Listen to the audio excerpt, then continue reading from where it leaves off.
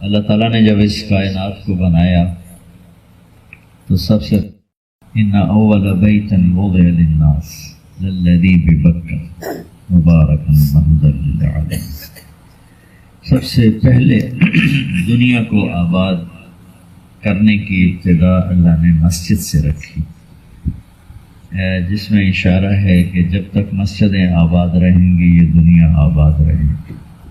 جب مسجدیں ویران ہوں، آپ نے فرمایا میں دیکھ رہا ہوں ایک حبشی کو جو بیت اللہ کو توڑ رہا ہے اور اس کے پتھروں کو نکال لیتا ہے کدال کے ذریعے سے۔ لیکن مسجد اتنی بابرکت جگہ ہے کہ جب اللہ قیامت قائم فرمائے گا تو ساری زمین پہ قیامت آئے گی، مسجد کی زمین پہ قیامت نہیں آئے گی۔ روح المانی میں ایک روایت ہے کہ جب زمین میں زلزلہ آئے گا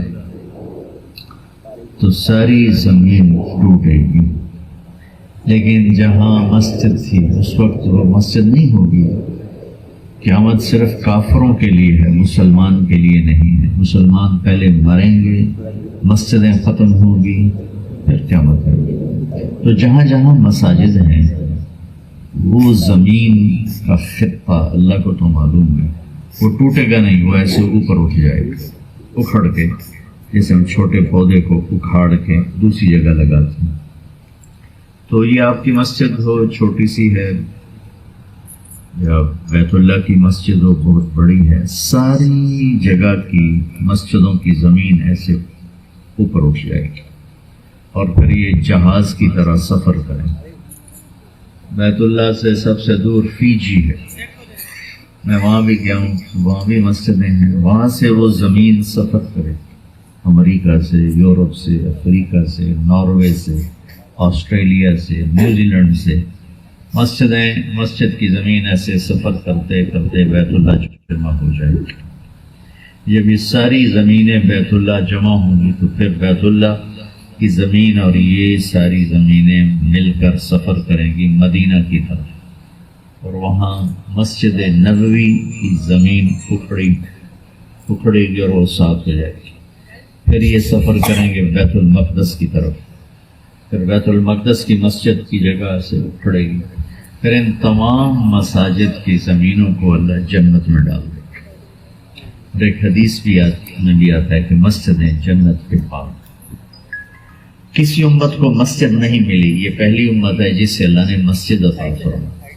پہلے معبد ہوتے تھے، معبد کا مطلب ہے عبادت کی جگہ، اور وہ عبادت کی جگہ انفرادی ہوتی تھی، اس میں کوئی باجماعت نماز نہیں ہوتی تھی۔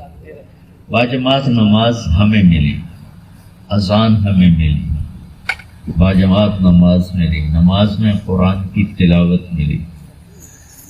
پہلی امتوں کی نماز میں تلاوت نہیں تھی، اذان نہیں تھی، جماعت نہیں تھی، اور ان کی نماز صرف 2 رکعت فجر اور 2 رکعت عصر، بس اس میں بھی رکوع نہیں تھا۔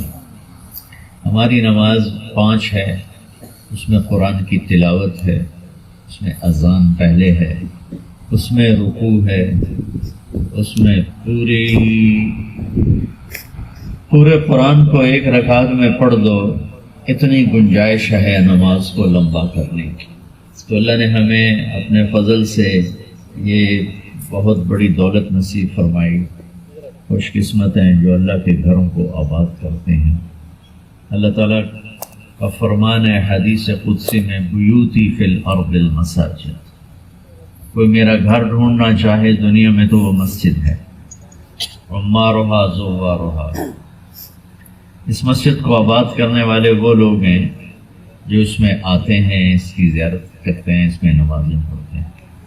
فطوبی لمن تطہر فی بیتہ ثم زارنی، تو مبارک ہو اس میرے بندے کو جو گھر سے وضو کر کے آئے اور مسجد میں نماز پڑھے۔